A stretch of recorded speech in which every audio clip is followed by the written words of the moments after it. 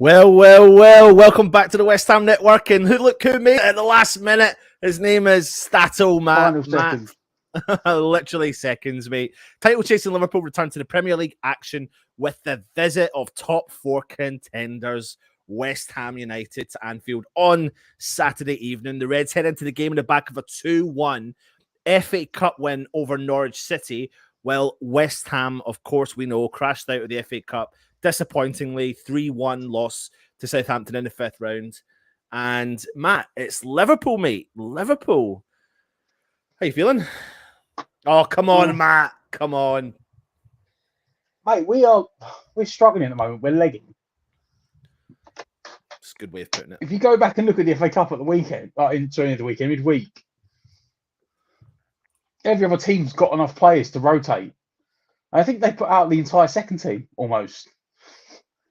I think Alisson played, but that was pretty much about it for their first team players.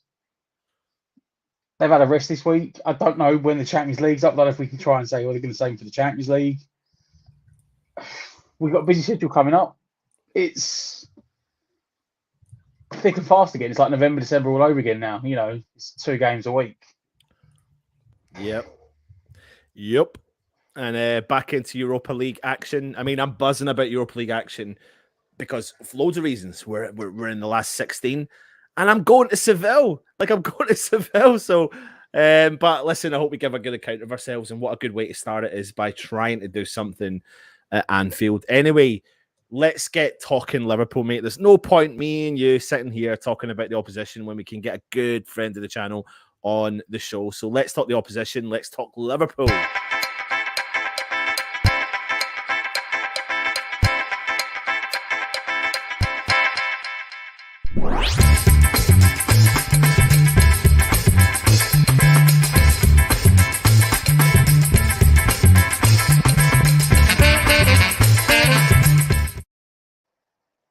So I'd like to everyone to welcome Jack into the channel. Jack, how you doing, mate? It's been a while. You keeping well? Yeah, not too bad, gents. Thank you very much for having me on. Lads, I'm not saying anything. Obviously, it was full of praise at your West Ham side. He's beat us already this season, so who's to say you don't do it again, mate? But thank you very much, gents, for having me on. No worries at all, mate. And since we've last spoke, you know, you've picked up a piece of silverware. Silverware already, and something that, you know, Jack, I mean, you honestly, you don't realize how fortunate you are to have like trophies in the cabinet and witness to that lifetime of winning trophies, because even when we're playing well and consistently playing well, the desperation, it feels like as a fan, especially of mine and Match generation, that, you know, you get to that point where it's like desperation to win a cup. Any cup will do. I don't care what cup it is, but you know, we accepted the playoff final and that will do the job. But right now you want something like domestic cup, and it's disappointing for West Ham to get knocked out.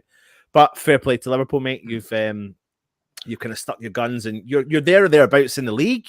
What's going on in the league, mate? Well, I think all the odd section. I think the pundits very much wrote Liverpool off. I know the Pep personally didn't say, but we've just got to focus on ourselves, mate. I think that's all we can do. If we win all of our games, come now at the end of the season, we win the league, and that's all we've got to do. Obviously, focus on ourselves, but winning in the Carabao Cup was massive. I think for the confidence. Sorry for interrupting, mate, but I didn't know that. I didn't know that that if you win every single game, no matter the opposition, whatever they win, you win the league. I didn't know it was that. I knew you were close, but we got to go to the Etihad as well, which I've done in the past in Champions League. So it's difficult, but I'm pretty sure you will watch City on Matchday or throughout the season. I felt they haven't been playing the best football in recent weeks.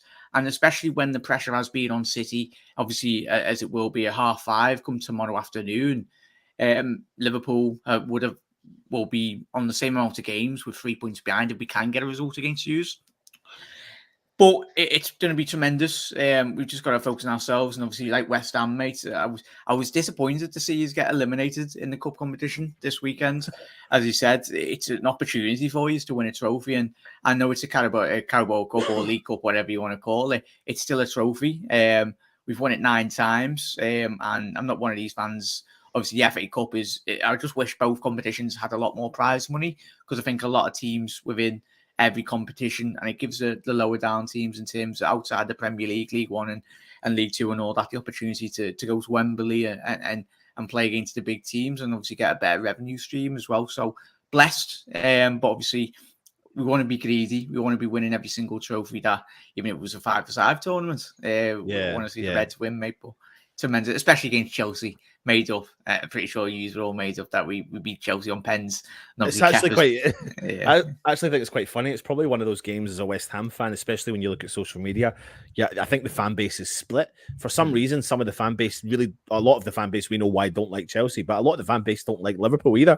And that nobody really, they'll have people in the chat can allude to that. Anyway, Jurgen Klopp still working his magic, still doing his job at Liverpool. Yeah. You've strengthened again in one particular player you brought in the January window, a player that apparently West Ham were linked to and close to bringing in. I'm not so sure how true it is, but is Diaz, and he looks like a proper baller, mate, doesn't he? Yeah, it's typical Jurgen Klopp player, mate. I don't think any of us anticipated really the sheer impact he'd have on the squad, and he's come in and hit the ground running really in terms of his pressing game. Statistics wise, he knows what it means to play for Liverpool, but he understands the system most importantly and what's expected of you, whether that's Salah, Mane, Bobby, Jota. There's no dip in quality, which is mad. He gave Chalobah a massive run in the final at Wembley, and he's tremendous, mate. He can go on the left, he can go on the right, very two-footed. And he got 16 odd goals in the Portuguese league already this season. He's come in and had obviously scored 1 goal already for us, but he's remarkable, and he's quicker than Salah and Mane. I don't know how, but it's his sheer confidence, but the quality on the ball as well, especially Mane, yeah, he's played well in terms of certain games, but this fella, he's and plus he's only 24, 25, but what I like most of is decision making in the final third, like you get with the majority of modern day footballers. Certain players get to the box and bloody freeze, but this fella, he understands the game and he's more or less 5-10 steps ahead of the opposition.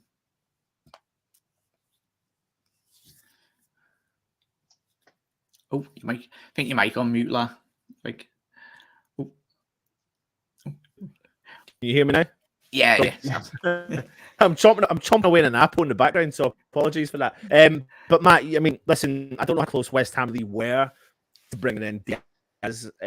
However, you can see from style of play that it really would have the West Ham team as well. But he is a quality player. Does look like a quality player, and another one to add to that long list of creativity that Liverpool have got.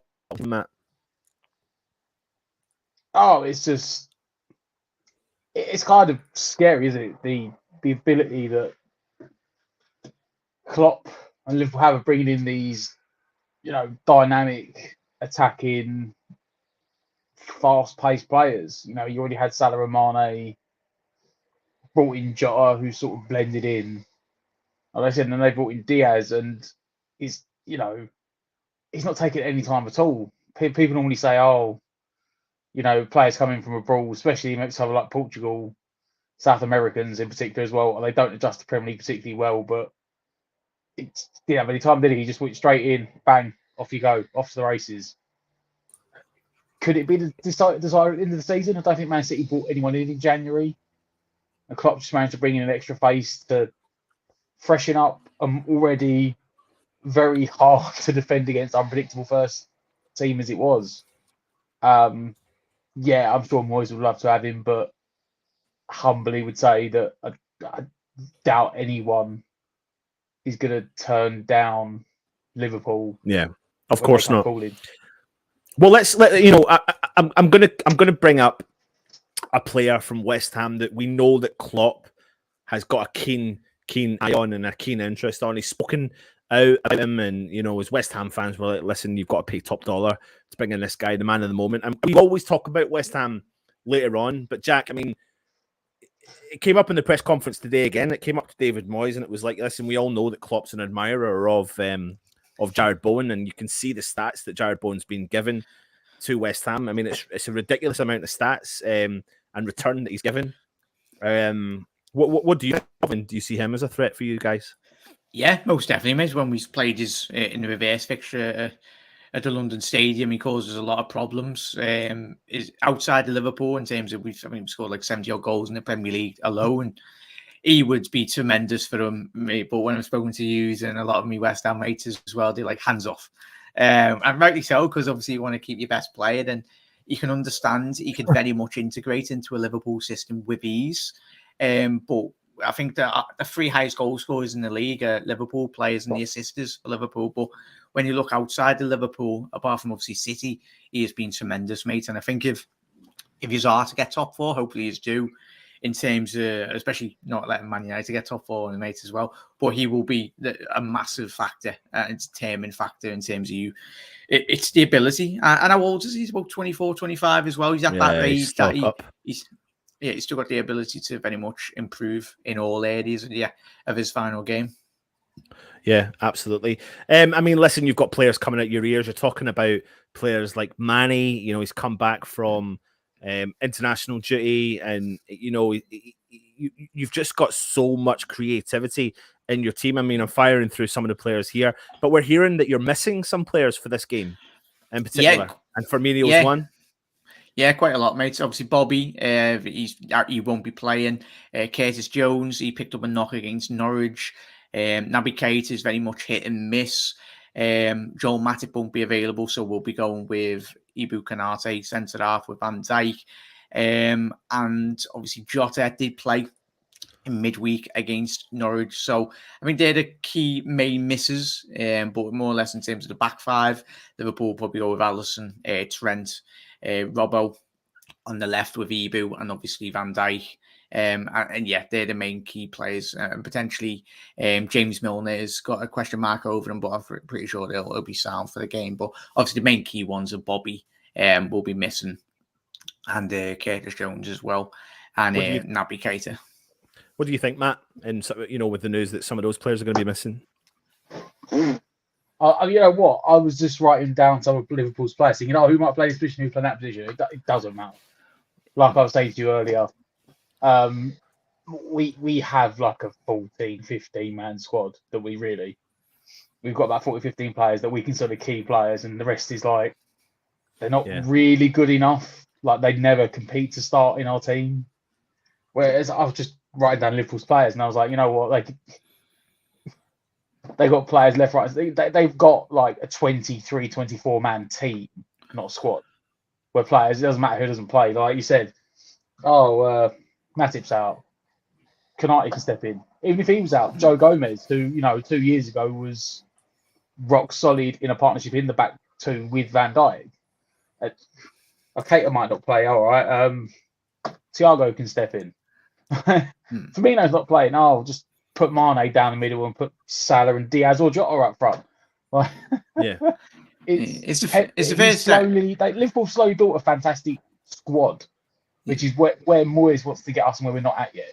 We've got a team, we haven't got a squad, and there's a difference.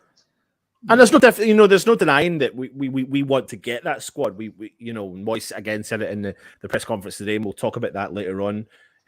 But you can't. I mean, it is good to have that in your pocket, isn't it? When things aren't going so well, you can look at the bench. I mean, West Ham were playing Southampton at the weekend, and we're crying out for someone in the forward line. But you look at Southampton, and they had 4 strikers between what was on the park and what was on the bench, and that's something as West Ham fans we've not seen for 2 seasons now. I think it is since we've actually had a striker, a season and a half, and it's not. It sounds like we're moaning. And we're still, I think we're still, this is the other crazy thing as well, Jack. We're still the 4th highest goal scorers in the Premier League this season, this calendar year. Or the last calendar year or the season. It's ridiculous that we've done this without a out and out number 9. But, one thing I want to do is remind everyone, and this is something that we can take some form of joy in, and obviously you can't so much, Jack, but let's take a look and see what happened the last time we played each other.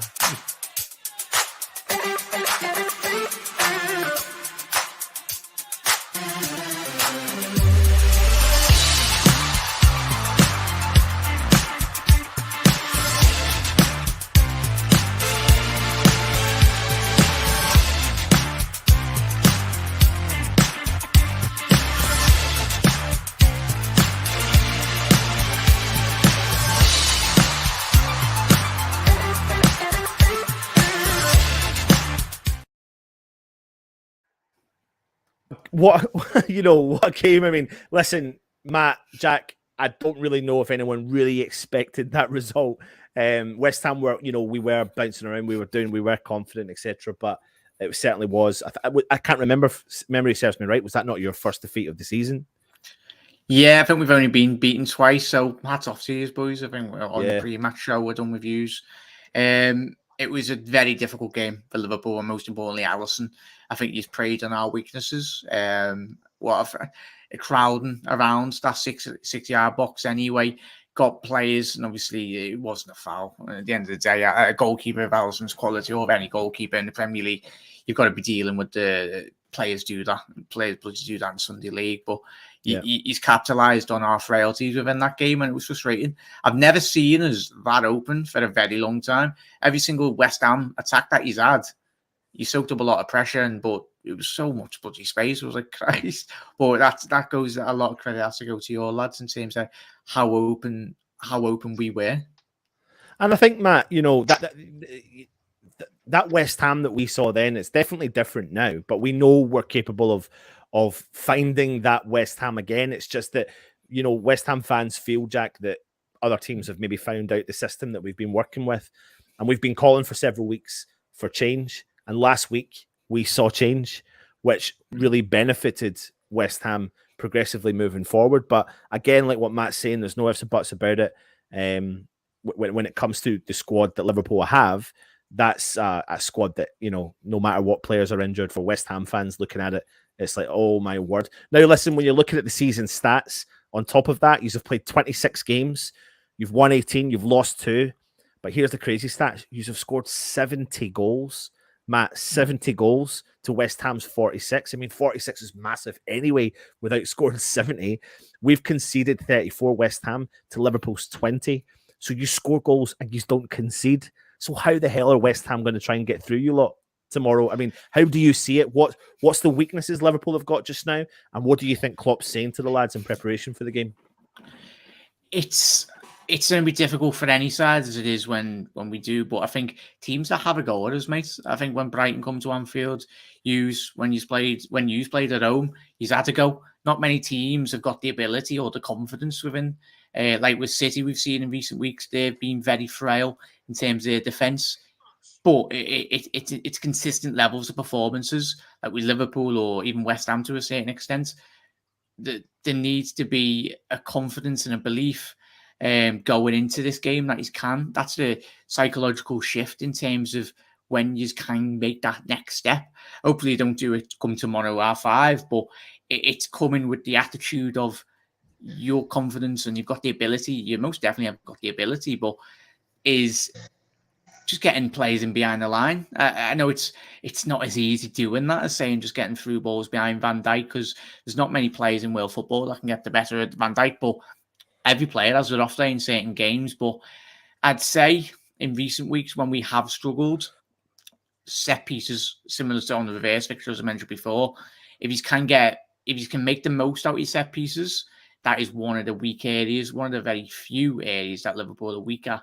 But as you said there, mate, the goal output, it's what you do defensively as well. You've got to be switched on, and it's remarkable in terms of, even we got Taki Minamino, we scored a brace against Norwich in the Cup. Even Divock Origi, when he come on at the Olympic Stadium, he could have possibly ran away with an equaliser. So it's players that are coming in and making the impact in this Liverpool squad. Obviously, Salah's taken a lot of the headlines, Trent in terms of his assist output. Robinson has got about 10 assists already in the Premier League. So, yeah, I'm just going to be confident, mate. But it's yes, you've got to be confident in terms of the way Liverpool have been playing. But if Liverpool want to win this league title like it was a couple of years ago, there's no room for dropping points considering the opposition in which we are up against in Man City. But yeah, it's tremendous, mate. I'm just so blessed that we do watch Trent in terms of what he does at right back, creative wise.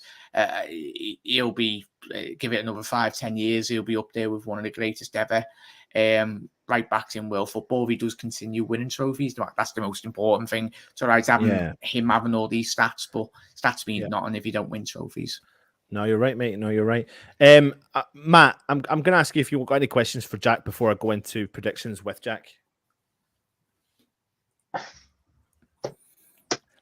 If you didn't win the Premier League this year, but say you walked away with the domestic double and the Champions League, would you guys be happy with that, or would you rather drop out of the rest of it and take the Premier League?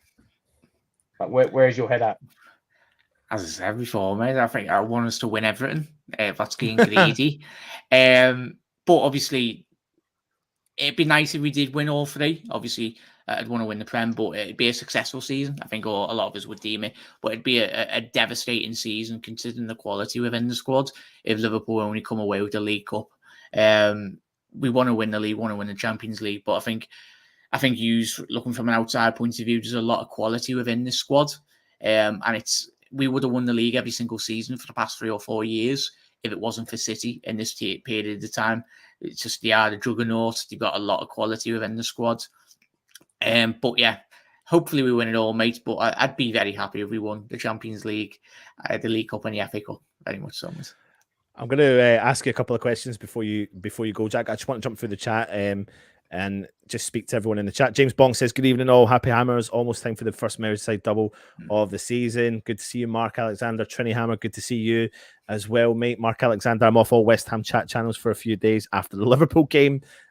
That shows you the confidence, Jack. I mean, it's a very different place to where we were. And the thing is, we're still picking up points. Like, that's the mad thing. It's just the Southampton loss has kind of hit us hard again because I think most fans were so desperate for a domestic cup. Mandy G said, okay, that's enough of Liverpool. Can we talk about West Ham now? Trini Hammer saying, I'll be honest, feeling the game tomorrow. My wife is a mad Liverpool fan. The form they are in, they will win the league and would rather them than City any day.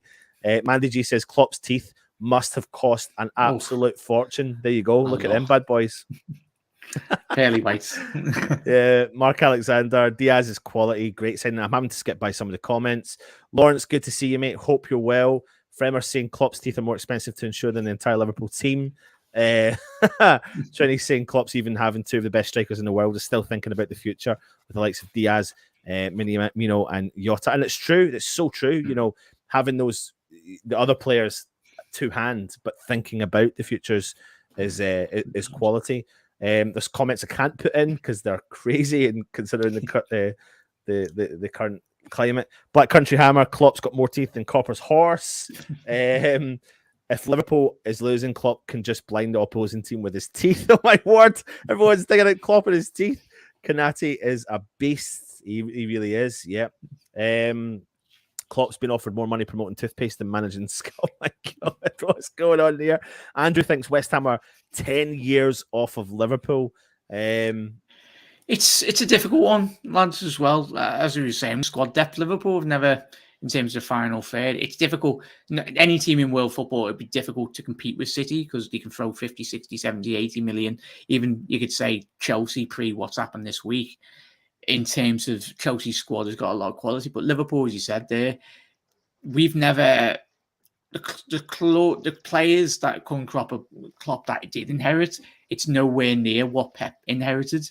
Pep inherited a championship-winning team, but you'll get there, mate, especially if you do keep hold of Moyes.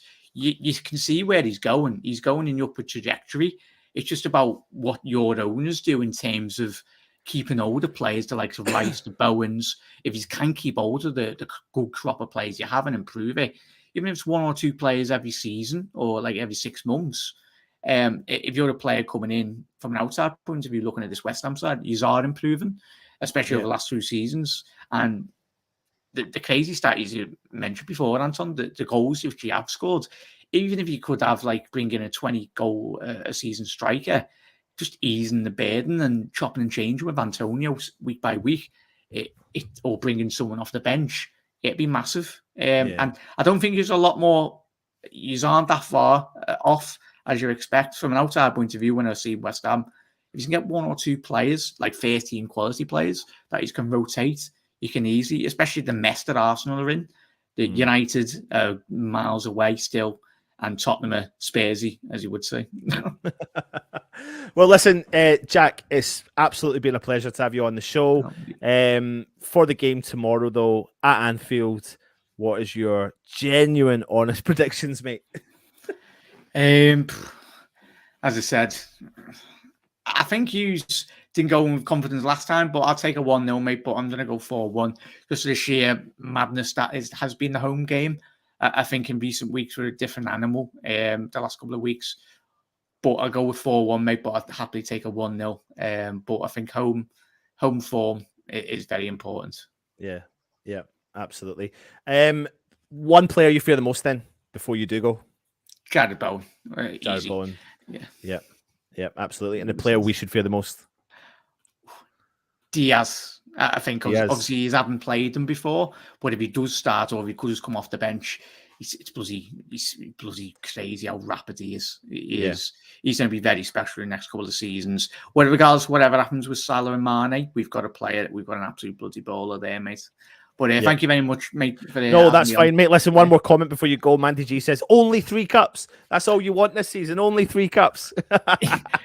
It's only Mandy and everyone, just because obviously Jurgen Klopp in the West Ham press conference today, or last couple of days, he's been asked about his future. And we know how Jurgen Klopp has took us to the top elite level of football. Obviously, we were finishing 7th, 8th, mid-table for the years, 30-year wait for the league title. The man brought it to Anfield. I think if he did go, he's got 2 years left, but that's why he's taking the League Cup serious this year. Obviously, City getting knocked out in that, but we're greedy. Sorry, but listen, why not? Life's too short. Listen, Jack, mate, take it easy. All the best after the game tomorrow. For the rest of the season. I'll try and get you on the post match as well, boys. No worries, mate. Cheers, that boys. Everyone, take it easy, mate. Weekend. Thanks for that. Cheers, man. Thanks for that. Cool, man. I love that.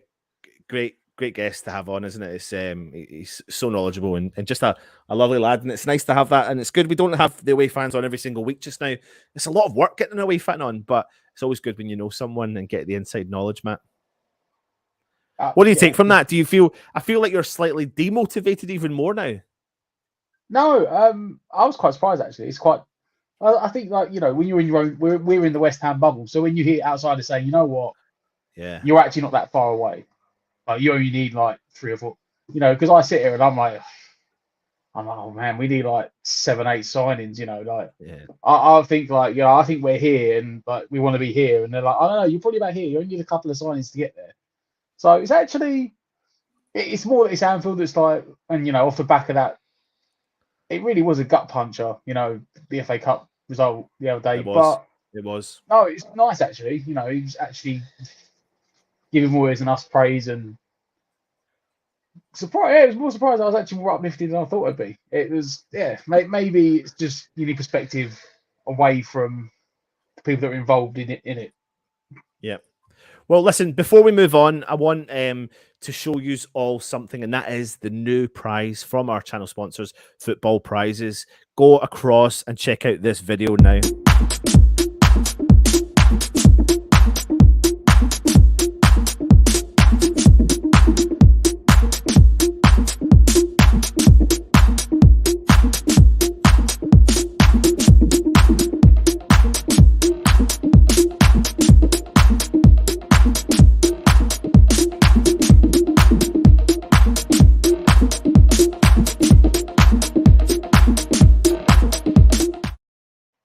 Matt, get your eyes off those tickets, mate. So if you are interested... Makes me on a wall, mate. Let's try to find some room. To win those Declan Rice and Jarrod Bowen signed and framed football boots display. What a cool display to have. Tickets are £6.95 and only 99 tickets will be sold. There are currently 33 tickets have sold, so there's 66 tickets available to enter. So if you are interested, go across, click the link in the chat that I have put in that will show you and take you to the area where you can enter. And it's a great price, a fantastic price from Football Prizes, our channel sponsor. Now it's time to talk West Ham, mate.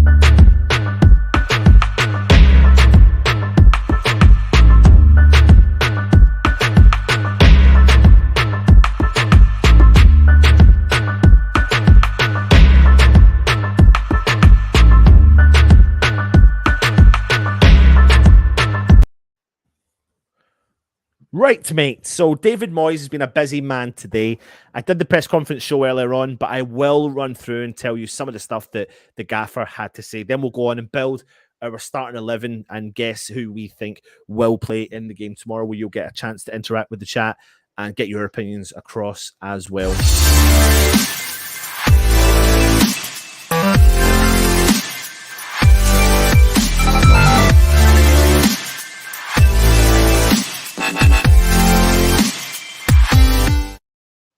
So straight away, he was asked about team news. He said, like everybody, we've got a few injuries and players out, but we've also got some players coming back. Ryan Fredericks is doing better, and so is Arthur Masuaku. We've got a concern about Thomas Souček because he's on stitches on his head, but we've probably no different from any other club. We've got some injuries. Now, what we have seen today, Fredericks, Masuaku, Souček, all in training in the training squad today. Souček is wearing one of those bands that seems to cover over his cut. Now, I think he has played with one of those bands on before, but he's saying there's a slight doubt with that. Now, for me, I'm saying that I don't think there will be a doubt, Matt. However, we can't guarantee that because of the rules of open wounds, etc.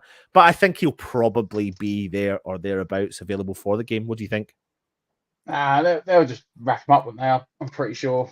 Moyes is probably playing the mind games, but he'd have had the stitches in a couple of days now. You know, they've all been stitched up. I suppose the only thing could be, depends where the cut is. Is it going to affect it if they wrap it round? Is it going to stop him seeing? I don't know. Yeah, we'll see. If he doesn't play, it wouldn't be down to Souček not wanting to play, is what I would say. That's the only thing I'll say, is that Souček will want to play. Yeah, but it'll only come down to like medical team, whether they say, actually, you know what, maybe we need to leave him out a week. I'd expect him to play, but yeah, I would say it wouldn't be his decision if he doesn't. Yeah, we'll come on to that then when we go to choose the team. He goes on and talks about Yarmolenko. He's asked about how he is. He said he has been training and he was in the training today, but he won't travel to Liverpool. He's not quite ready, and we need to give him the opportunity to be with his family. They're trying to offer him as much support as they can, and if there's anything they can do. It's a difficult situation. He spoke with him this morning. It's really difficult because nobody's been in these circumstances before. Coming into training sometimes makes things feel a bit better for him. We want to do everything we possibly can for him and his family. I feel helpless as much as we as a country, not just me as a manager, feel like we can't do enough. He then goes on and speaks about, and listen, all the best to Yarmolenko and all the situation abroad as well. We don't like hearing what's going on there, so hopefully things can get resolved sooner rather than later. He then goes straight on and talks about Antonio, and he says about Antonio's playing 3 games in 6 days in theory if he plays the game tomorrow. He says Misha's more than capable of playing these games. We need him. He's an important member of our squad. We're mindful that what we do to try and give him some time off when we can. So we've tried to prepare him the best we can. He got a goal the other night, and I hope he starts to going on a really good run now. What do you make of his comments there on Antonio and his performances over the last couple of games, Matt? Well, the last 2 games, he did seem to be in the middle more. I think, what game is it? Was it the Leicester game?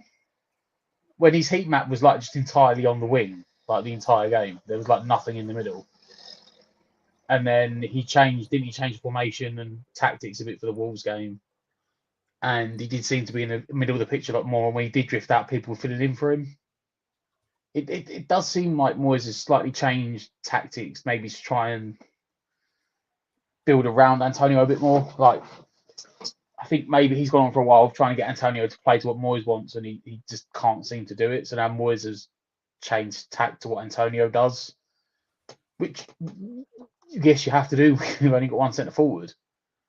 Moyes is trying anything he can to just get him going again. And yeah, look, he did go on a run at the start of the season when he scored, and then he went on a run of goals. So as a centre forward, that goal will ease even for himself, like the mental pressure we're putting on himself to score, because I haven't scored again.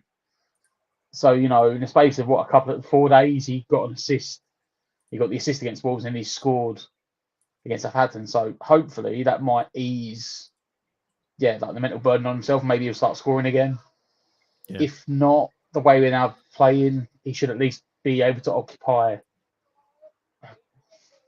the centre backs, and then make space for someone else.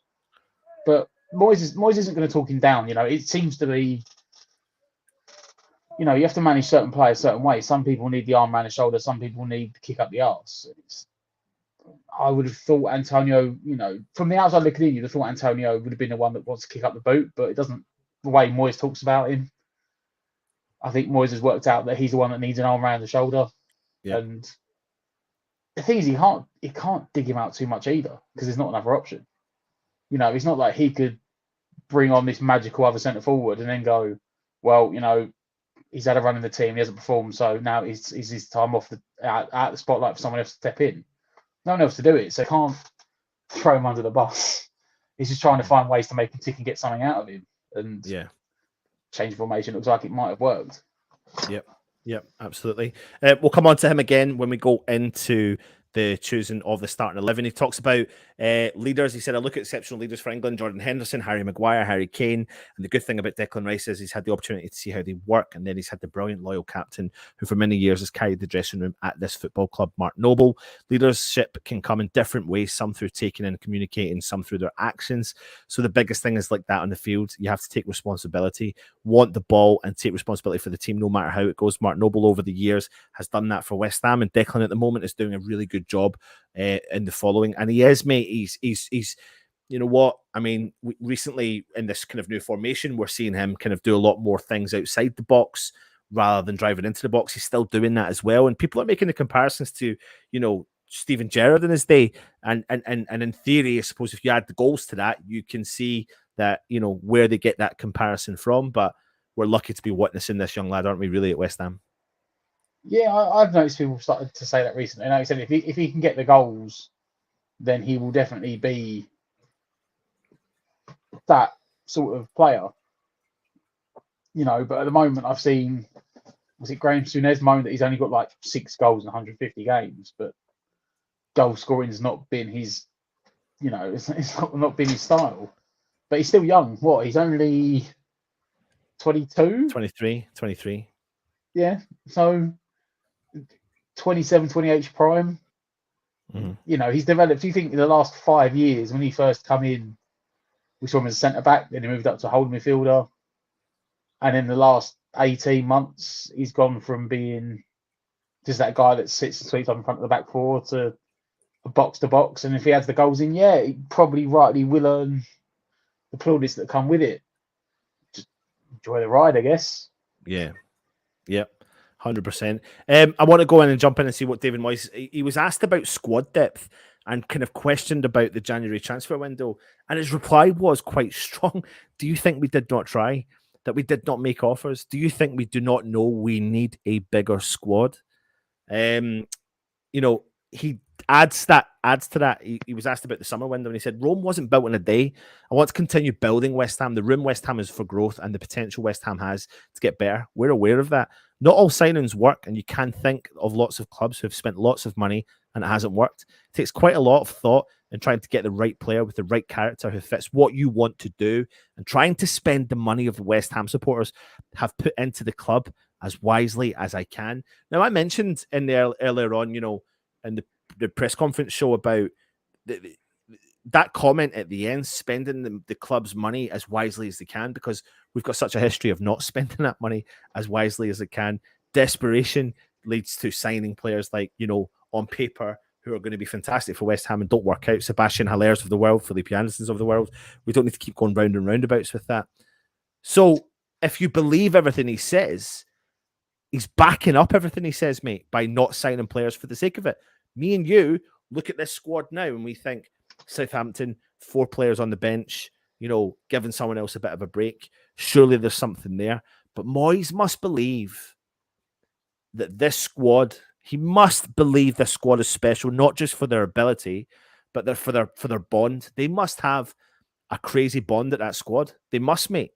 Because that's the only reason I can think why Moyes won't bring someone else in to that squad, because there's certainly players there that would add value as a player, but their characteristics mustn't be where Moyes wants it to be, and he's willing to hold tight until the summer. He is willing to hold tight until the summer, and if that means, you know what? Again, people will say, "Is this season a failure if we don't win?" And the question I'll ask the chat is, if we don't win the Europa League, or we get knocked out in the next round and we finish 7th or 8th, is that a failed season to you? There's the question for you. Is that a failed season? Or do you then start to go ahead and blame the board, the transfer budget? Or do you see this season as progression? Because if we finish in 7th place, we then get another European position next year. And then we've got the summer window to try and progress the club again. And then we'd be going into what we could call our 3rd season of progression, which is something we've never really saw in our generation at all, Matt. What do you think? Would it be a failure? No. Would it be a massive opportunity missed? Yes. Because you have to think, right, that the teams around us are going to spend again. Tottenham, if they want to keep Conte, are going to have to spend if he's still there. Like, he will not accept. Not after his comments today. He will want 150 to 100 million. Like, that's what he'll want. Wolves have probably got money. Leicester will have money. Leicester reportedly got about 150 to 100 million to spend in the summer. Man United will spend again. So if we don't get anything, it's not that it's a failure. It's just that it may be a massive missed opportunity. And then, the board is Krasinski going to get his pocket out and give Moyes 200 million? Is Moyes going to be able to spend 200 million? I understand and appreciate not wanting to waste money, but there was players out there that weren't going to be wasting money that he could have brought in. And then that's why that first comment, do you not think we tried to spend? Yeah, they did, but he is so meticulous in what he does that by the time it come down to it, there was that story that floated around deadline day about Zapata at Atalanta, that anyone could have got him in the January window for $5.5 million. Now, yes, he's 31. Yes, there's no resale value on him, which is what Moyes did at Everton. He got him in young to sell him on and make profit on him, which is in fairness, if you're not a big rich club, is a very smart thing to do. Make yourself self-sustainable. But Zapata at $5.5 million, even if BS rumours that we were nearly signing Diaz deadline day, we were going in for Núñez, they could have done that on the side. It was $5.5 million. There's literally nothing in the Premier League. That's like most players' like a decent player's wages for a season. So if you could have paid that, just for a backup centre forward, he's been banging on for 2 years. I don't want to buy players that aren't going to improve the squad. Look at that bench against Southampton.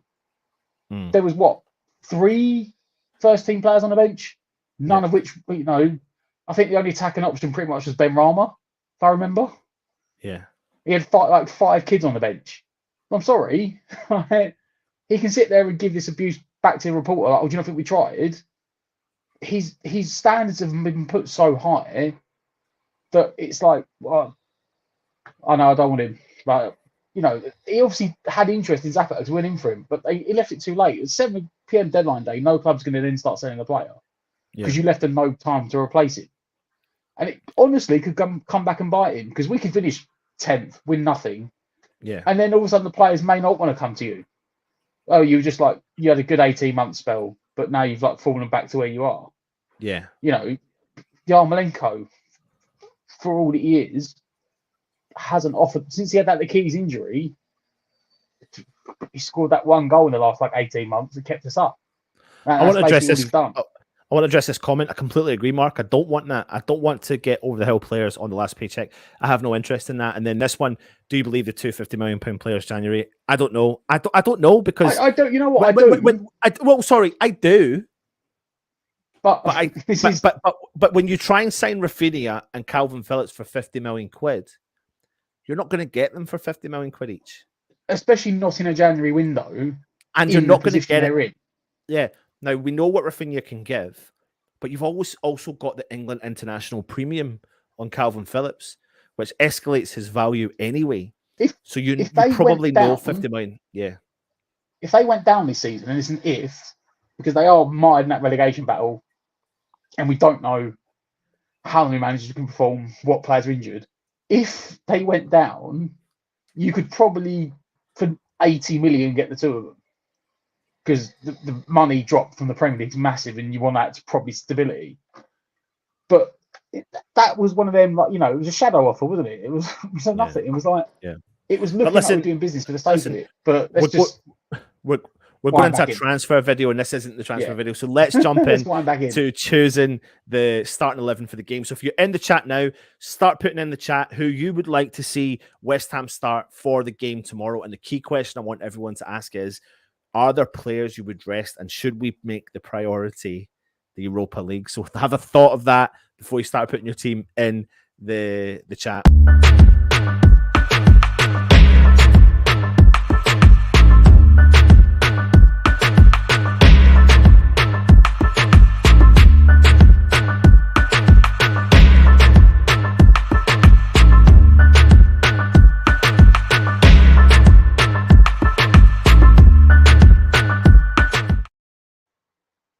Right, Matt, this is an interesting one this evening. So the first question I'm going to ask you, Matt, Stato Matt, is, are you resting players, or is Moyes going to rest players, or do you want to rest players, and do you want to treat Sevilla as the priority or not? Would I rest players? Yes. Will Moyes rest players? No. Because we've got no one else. We've got no one else. Right. You can't rest. Right. Okay, so let's get straight into the nitty-gritty then. I want to talk about Areola just a little bit. Would you say it was at fault for any of the goals against Southampton? I'm not saying at fault. It's harsh, but I mean, I've seen people criticise him for the first goal, but you know, I've seen people say that he was too flat-footed. He should have gone earlier. But you look at that shot, I don't think if he goes earlier, he saves it anyway. The dip was ridiculous. Like, even if he goes the right way, it just literally dips under the bar the last second. Penalty's a penalty. I didn't even see the third goal, not going to lie. So I don't think he did. I don't think he done much wrong, to be honest. So on the basis of the fact that we've got the Europa League coming up and the Premier League against Liverpool, who's going to stay as our Premier League goalkeeper, considering we've got two Europa League games coming up? Fabianski, everyone in the chat agree. Get the comments in. Let us know your thoughts on that. So we're putting Fabianski in his number one position. Formation. Are we going to go with the 5 at the back? Yeah, it's like a three. It's the wing backs, isn't it? Yeah, it's like a 3. Yeah, right. Like so 3-5-2, 3-4-3, sort of like, isn't it? Yeah. So the players, I'm bringing a few players out here now because there could be something in this. Now, the player that played last week against Wolves in that back three was Creswell, and the player that stepped in for Creswell against Southampton was Diop. Diop had a fantastic game, and I think he had a fantastic game because he looked heavily supported in that role, but he did have a very, very good game. Now, what would you do, Matt, if you put those three there? Because then you do get the option if you want to put Creswell here, or do you flip it back and just put him straight back in that role? I think if you're going to play the back five, Creswell will play there. Yeah. I would actually be tempted to play Diop, but I don't think Moyes will. You're saying Diop instead of who? I would play Diop for the pace. Instead of who? But if you're playing a back three and then Creswell's tucked in more, he's more protected. So, and you need the left footer. Yeah. So, I'd say Creswell. Right. So we're sticking with that. Let's jump into the right wing back position then. Ben Johnson, he's been flying, mate. I mean, I'm proud of this guy. He's my next kind of, it's going to take a lot for him to come out, to get dropped or get rested. I don't think he needs to be rested, mate, at all. I think that's his position at the moment now. Yeah, that's definitely his position there. We'll put him. I think all three had a chance, didn't they? I know, like they've both been injured. The other two got injured after, and if Butts and maybe you could attribute Soufal's form to the hernia. Was it hernia he had? Yeah, a groin injury or something. But they both had opportunity. Both struggled. Johnson's come in and hasn't really put a foot wrong. So it's his spot. And we are Trini. We are hearing that he is fit.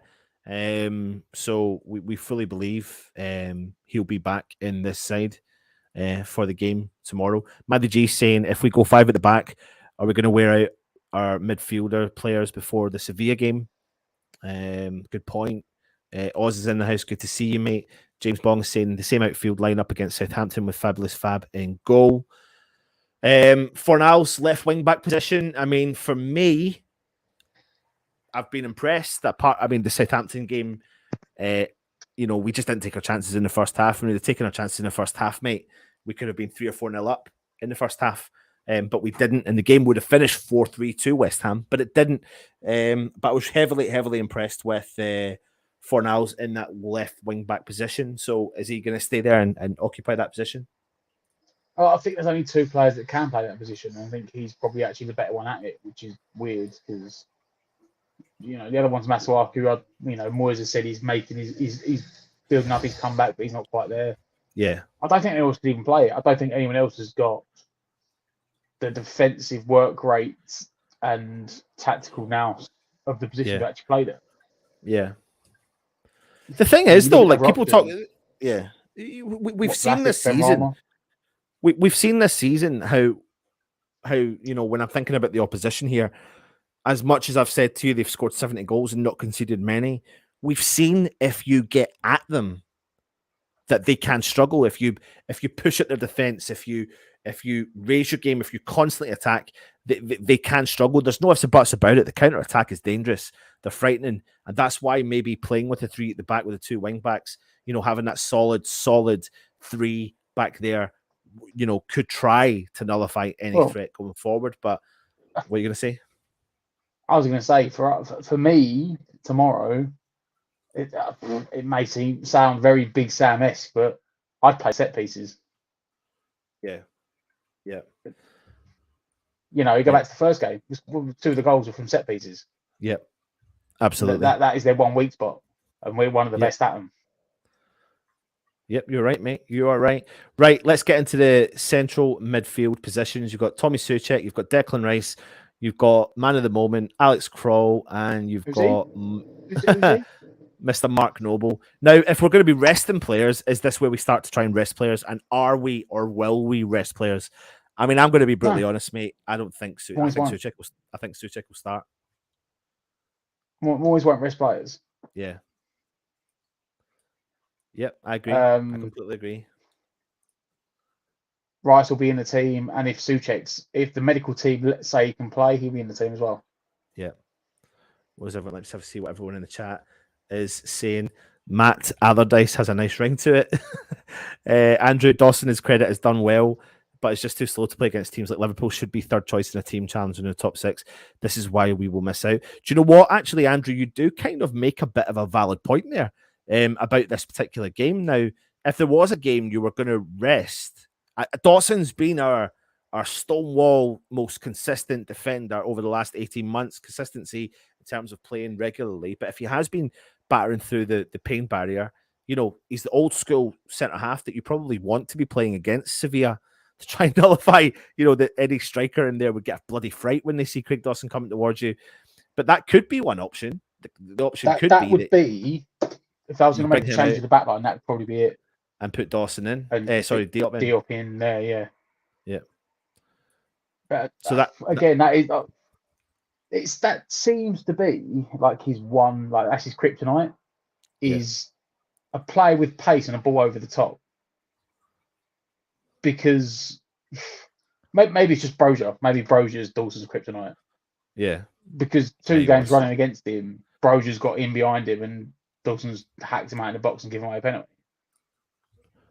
I want to address this one. Oz, we were a back four, absolutely. Fremer saying if he doesn't rest anyone, then they turn us over anyway. I will be livid. Right, so let's kind of move further up the team then. Does this man start? Antonio? For me, no, but Moyes, yes. Well, I tell you what, I was kind of alluding to the fact that on certain occasions recently, I would be more inclined to definitely rest them. But with this new formation, right, and against Liverpool, he's got a reasonable record against Liverpool as well himself. You know, he does actually. He does like a goal against Liverpool. He does like a goal against Liverpool, and he's getting supported, mate. The last 2 games, we can't deny the first half of Southampton and the full of the Wolves game. I can't deny that I saw a bit of the old Antonio, the Antonio that we've been crying out for. Back the goal against Southampton. Moyes has made the point. Is he really going to drop his striker after that? I can't see it, mate. And he's hinted at 3 games in 6. Yeah, he's one of our important squad players. We ain't. It's basically like he's turning around saying, ridiculous to think we're going to drop him because we're not. And I don't think he is, mate. I really don't think he is. And by not doing that, hoping that goal's going to be the kick boost for his form. So I don't think he'll drop him now. But because you've got him doing that role, what you're actually getting to see now is Bowen getting a bit tighter to him like that there. And that is what's making the big difference for Antonio. Antonio's occupying the space in the middle and not drifting out wide the whole time. Absolutely, mate. And even then, you know what? In most of the game against Wolves, a lot of the time he was out here. But what you actually had was Fornals, him and Creswell performing really well in a support mechanism. But when he went out to the left, Jarrod Bowen was coming in here. And Johnson was pushing right up. And Johnson was pushing right up. And it was actually giving West Ham options. And that's the options that I think Moyes was really liking to see. But that leaves us with one more player to bring into the team. And for me, I just don't think you can look anywhere else apart from Lanzini. No. I mean, I keep saying I'd like to see Vlasic have a run out from the start. Especially in that position. I mean, he come on for the last 20 minutes or whatever he got against Southampton. But he took Fornals' spot as like left wing back. Yeah. But that's the only position I'd like to maybe see Vlasic at some point is like in that position. Lanzini's in there with that sort of front three. Yeah. But sorry, Ben Rama is firmly benched himself at the moment. Yeah, he really has. Didn't see the Wolves game, but what I did see of him against Southampton was probably one of the worst performances I've seen from him. Yeah. Like nothing stuck to him. Like every time he got the ball, he ended up just giving it away. So at the moment, I know what I say about people play themselves into a position. I think basically Ben Rama's played himself out of the position. Yeah. So there you go. I mean, there's our starting 11. A starting 11 that initially we thought, are there going to be any changes? And after putting it out on paper, there isn't any changes. I'm going to put up the. What are you going to say? I say if you want to break it down, you can look at positions where we could change players, but we haven't got a lot to change. Is the point I was making. That is one change. Diop could come in. Yeah. And on that side, I think he's more suited to playing the right hand side. Yeah. I think he was used to playing that side. I think he struggled for a while when he first, we had that dip of form around Christmas because he was getting used to playing on the left hand side and he had Masuaku next to it. Whereas if you go back the last couple of years, he played on the right hand side, but Bonner's played on the left. So that is one position change I would be in favour of. Yeah. Just because it gives Dawson a rest from his injuries that he's been carrying, but also because of the pace of Liverpool, it gives you an extra quick pair of legs in the back line. But apart from that, I mean, what have we got? But also, Noble in there instead of Souček? History states, mate, that Moyes doesn't really tend to go ahead and rest players, especially when we expect him to do it. So he's not got a history of doing it at all. So what makes people think that he's going to do it now? If Souček's not available, Noble going to go in there? Or is Lanzini going to drop in there and then Ben starts? I think what was the substitution he made at the weekend against Southampton? I think when Souček came off, Lanzini went in there, didn't he? Lanzini went in, and then Benrahma came on. Souček went up. No, Souček went off when he went off injured. Lanzini went in, and Benrahma went up. Benrahma came off. So I mean, I don't know. Is that something, or is that too creative? Is that leaving us too wide open? Well, I wouldn't play. Definitely wouldn't play Benrahma there. I'd rather play Vlasic. Yeah. So let me jump into the chat and see what everyone is. At least Vlasic, the ball sticks to him. At least he's got physicality to fight and tussle and put himself about. Like Benrahma at the moment, the ball's just coming straight off him. Yeah. Dawson wasn't bad at our place against them, Andrew. Mandy G. Dawson at 31 has played every game. Oz, last time we beat Liverpool wasn't a back four. It was. If he doesn't rest anyone, then we'll turnovers anyway. I'll be livid from Fremer. Andrew says Diop has been excellent last two games. We'll be inclined to start him over Dawson against Liverpool. WSU 58. I mean, go back to the point you said there about that. It's kind of a valid point because against certain teams, I wouldn't have played Ogbonna because we were lacking. I actually thought earlier in the season I would have played Diop with Creswell and Zuma over Ogbonna because we were lacking the pace in the defence. So there's maybe left hand side, there's maybe a kind of theory in that as well, Andrew. We need to save Rice and Souček, Antonio Bowen for the Seville game. Play Vlasic up front. Okaflex playing slightly deep on the left against the Scousers. Then the under 23 was with. I just can't see it. I just cannot see that. WHU 58. I really, honestly, I can't. It's not Moyes' way of doing things, is it? No, it's really not. Evening, Matt. Anton, good to see you, mate.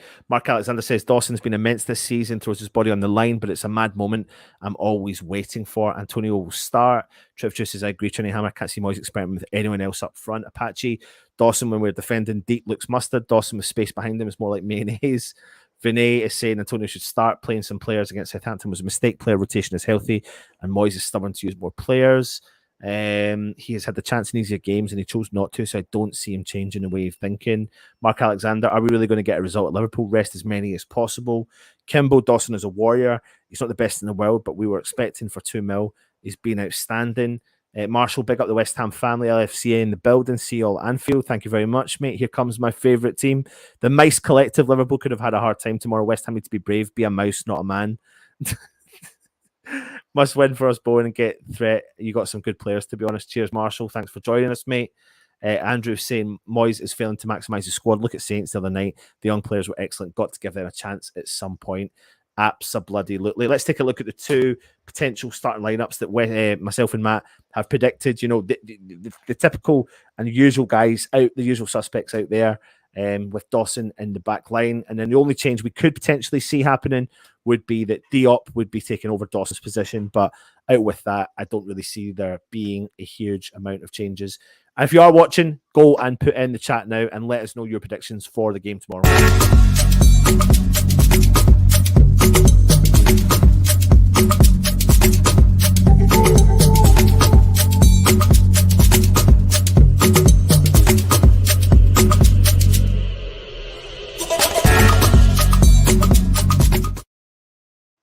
So, Matt, for the game tomorrow evening, I would like to ask you what your predictions will be at Anfield. I'm going to go for a Desmond. 2-0. A 2-0. Wow. Wowzers. Mate, I don't know. I am, again, this formation change from Moyes, and taking aside the Southampton result, I'm going to predict a positive result, mate. I'm going to predict a positive result. I mean, you're predicting goals. Everyone in the chat's predicting goals, and we'll go through that in a minute. And we're going to have to, we've done it already this season. I know it's been at home, but we are capable on our day if we turn up, mate. So I'm just going to go for it. And you can laugh at me all you want. 3-2 West Ham. It's going for the same result again. 3-2 West Ham. That's what I'm doing, mate. And we'll beat Liverpool 6-4 throughout the season. Let's see if that actually does transpire. Happy Amaret, good to see you. Hope you are well. You're listening, but you can't comment. Thank you very much for taking the time out. Vinay, 3-1 to West Ham. Mark Alexander says 4-0, written this one off. Adam Coote's gone a Desmond. Sahil Aziz has gone Liverpool 4-0. Mice Collective has gone 3-2 to West Ham. To Zuma goals. Thank you very much, Mice, backing me up.